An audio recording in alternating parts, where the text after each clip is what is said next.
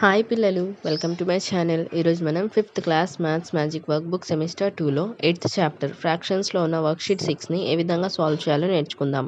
Sub topic like and like fractions. First one, observe this fractions, write your observation.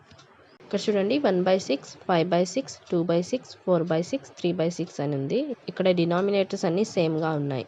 So observation అనేది denominators are same, so it is like fraction.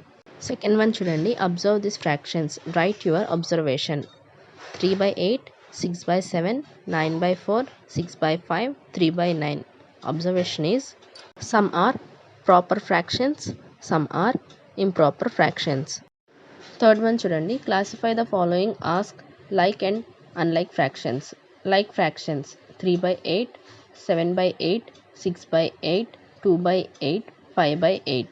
Unlike fractions 8/7, 9/4, 8/6, 6/9.